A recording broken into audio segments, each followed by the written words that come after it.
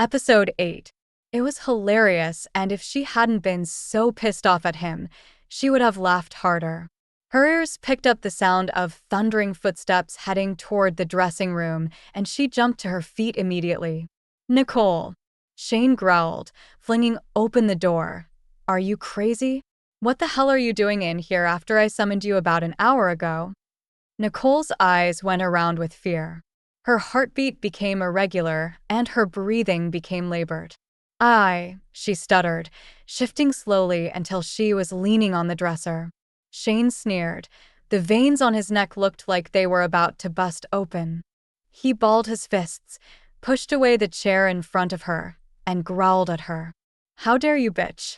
How dare you disregard me? How many times do I have to warn you about your disrespect to me? Do you think I will not find out? The girl I sent to you told me everything. You called her names. You defied me, and you dare to stand here and stare at me in the eyes," he yelled before closing in the gap between them. "I see you've begun to develop wings again. Because I've been busy for the past few days. Do you think you are now free?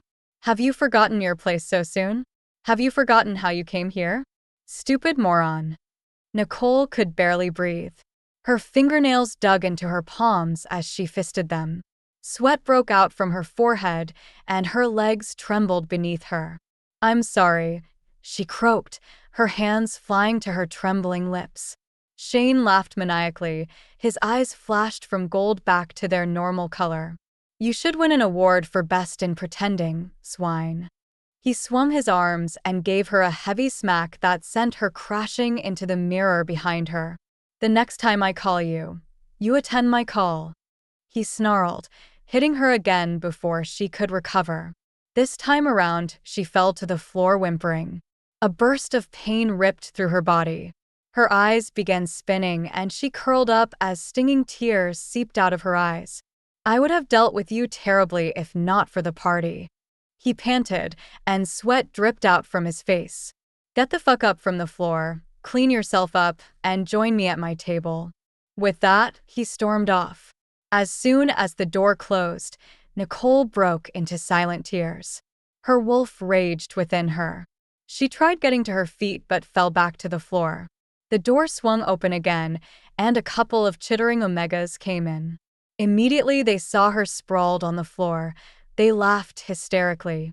"I knew he was going to deal with her rightly," one mocked. "Come on, get up, bitch," another one said as they pulled her up and dumped her on the chair. "Ugh, I hate this. Why do we always have to be the ones to clean her up?" Another one grumbled. "Shut up and let's do this." Nicole winced as they dabbed and cleaned the cuts on the visible parts of her body, then forcefully applied makeup to conceal the healing wounds. Anger and pain brimmed within her, but she sat stiff as they worked on her body. "Stupid wench, always making us go through shit," one said, internationally stabbing the wound on her arm. Nicole let out a soft whimper and snatched her arm away from her.